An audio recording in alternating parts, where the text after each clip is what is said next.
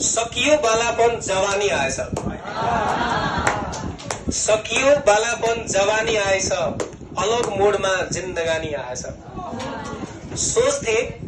सोच्थे कस्तो होला अलग संसार, सोच्थे कस्तो होला अलग संसार, बजारमा नयाँ प्रेम कहानी आएछ।